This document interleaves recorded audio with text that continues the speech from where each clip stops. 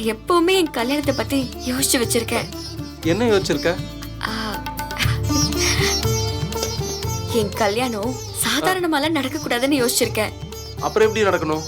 இந்த சினிமாக்காரங்கெல்லாம் சீரியல்ல நடிக்கிறவங்க எல்லாம் பண்றாங்கல்ல 3 நாள் கல்யாணம், ஆ, அந்த மாதிரி எனக்கும் பண்ணணும்னு ஆசை.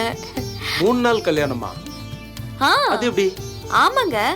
ஒரு நாள் மெஹந்தி, மருதாணி போடுறது, இன்னொரு நாள் ஹல்தி, அதுக்கப்புறம் ரிசப்ஷன், மேக்கப், போட்டோ, அப்புறம் நல்ல சாப்பாடு, அப்படியே நல்லா பிரம்மாண்டமா கல்யாணம் பண்ணணும்னு ஆசை. ஆனா உங்க அம்மா சிம்பிளா கோயில்ல கல்யாணம் பண்ணலாம் தானே சொன்னாங்க?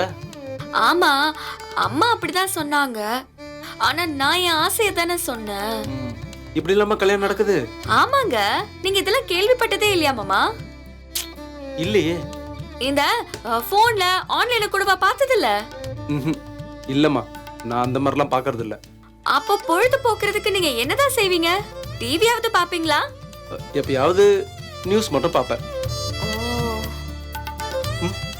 ஆனா இந்த 3 நாள் கல்யாணம் கூட கொஞ்சம் நல்லதா இருக்கும்ல? இல்ல, ரொம்ப நல்லா இருக்குங்க.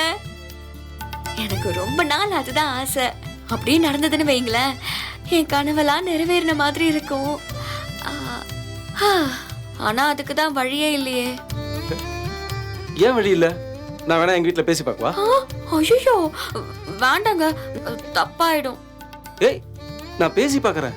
அதெல்லாம் அவ்வளோ செலவு பண்ணி நம்ம எப்படிங்க பண்ண முடியும்? முயற்சி பண்ணி பார்க்கறதுல ஒன்றும் தப்பு இல்லையே. நான் வேணா எங்க வீட்ல பேசி பார்க்கறேன்.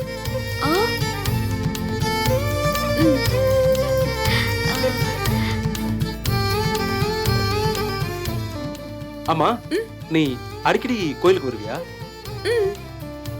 ஆமா, முடிஞ்ச வரைக்கும் நாள் தவறாம வந்து பாப்பேன்.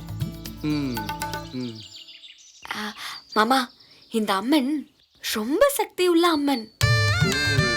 நான் இந்த அம்மன் கோயிலுக்கு தான் வருவேன்.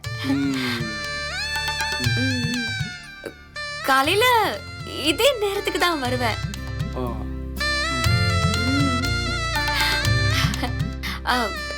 நாளைக்கு கூட வருவேன்.